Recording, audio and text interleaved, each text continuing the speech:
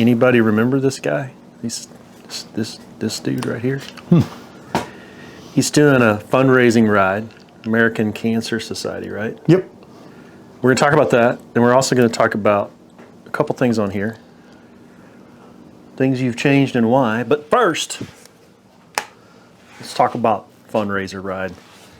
Yeah. What prompted this insanity that you do when you do these fundraising rides? Well, this is a complicated mix of factors. If you leave me alone, I'll get lazy, and I won't ride much. And I love to do fundraising for these things because it's a motivator. Yeah, this is not your first rodeo when it comes to fundraising. No. Like you've done Lizzie's Walk of Faith, which is for pediatric cancer. How many times now? I would say 4. 4. Okay. 4 times. And then you've done did you do an Alzheimer's? Did an Alzheimer's ride. Yeah. What else? Is that? I did this one bike across Missouri, but I can't remember if it was attached to Fundraiser or not. I think it was, but I can't recall. Yeah. Okay. And now this one. I have done another one called I think it's called the American Cycle Challenge, also for pediatric cancer. Yeah. So yeah, this is just something I love to do. Yeah, so it's good cause, worthy cause, but on top of that, it's also a motivator, right? It's a motivator. What is it about that you think? Is it just this knowing that every mile you ride, people are depending on you, or that's how the fundraising is generated, or is it just having that focus for a thing? I think a couple things. And certainly when you're tallying miles, then you have something to look at, and you can say, yeah, okay, I can measure something I did today for someone else. Yeah. But I also, a couple times I thought about some of the kids that would otherwise be riding their bikes. Right. Yeah. And they can't because they've had surgery or something. And I thought, least I can do is ride and suffer a little bit, and just sort of raise awareness, give people a little benefit.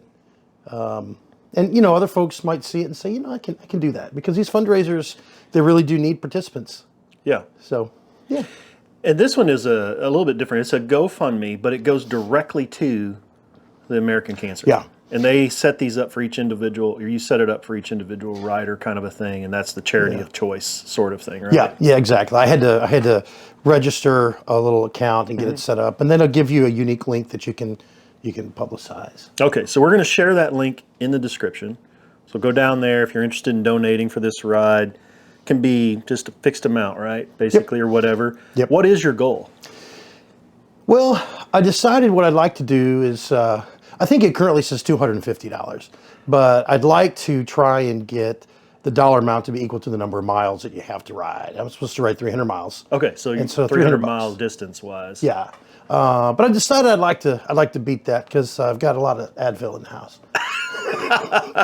So and we're all suffering from some respiratory illness or influenza A or who the heck knows what else is floating around out there right now. But everybody and their brother's got some sickness. It seems like. Got in the trailer, everybody's coughing.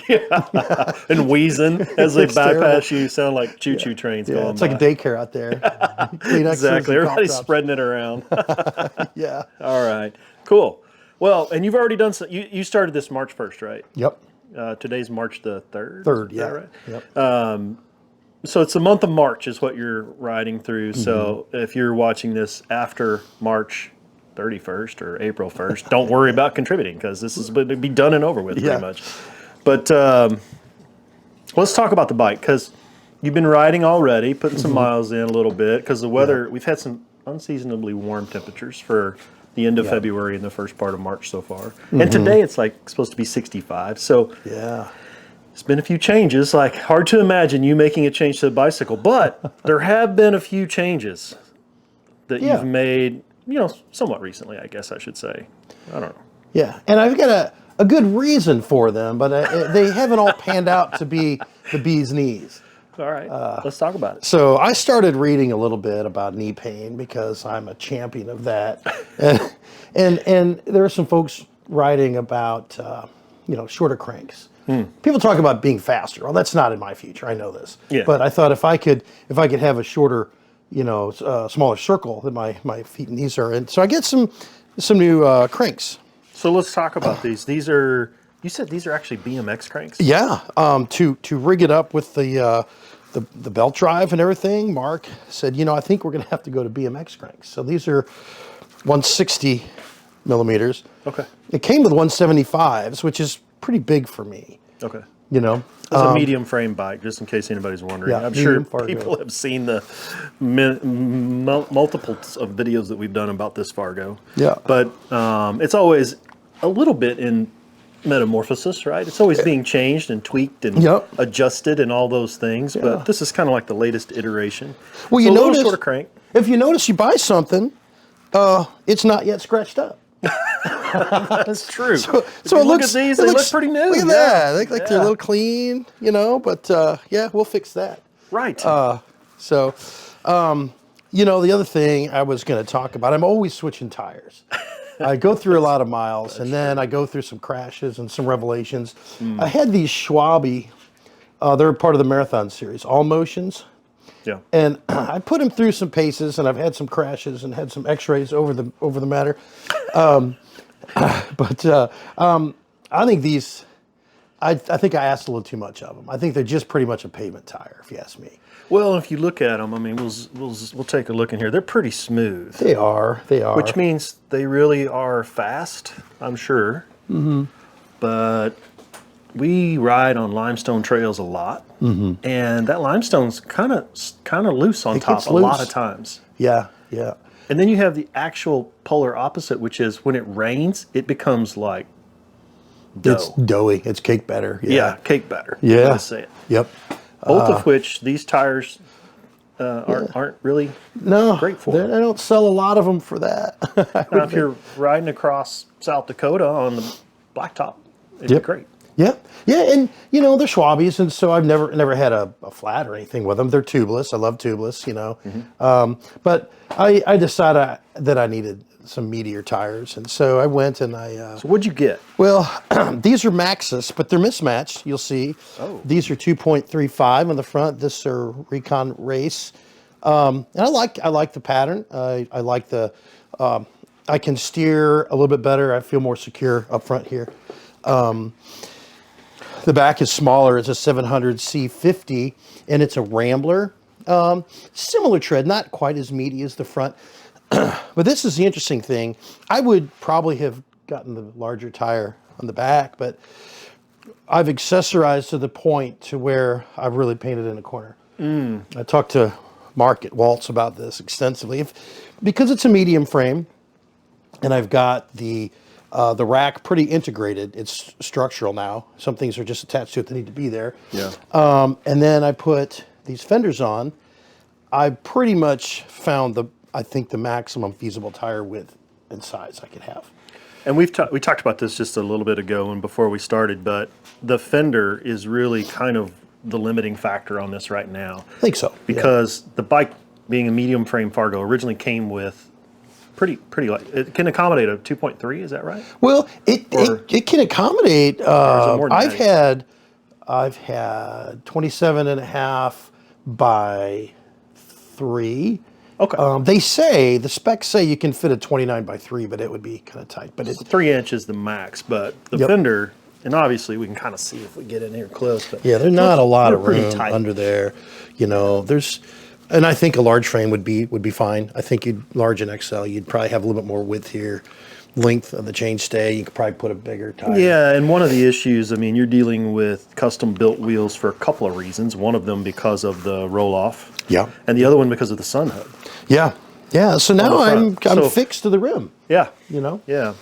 So yeah, I've really accessorized myself into a corner. Yeah. These tires though, they do have a little bit of tread on them, a little bit of knob to them, but not a lot. Yeah, and we'll see how 2 or 3 months into the cycling season what they look like, and I might have to switch them out a little faster.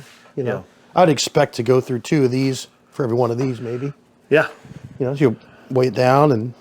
So what has your experience been with them so far? I mean, they're better than the Schwabes though, right? Yep. For what I'm doing, I haven't crashed yet, so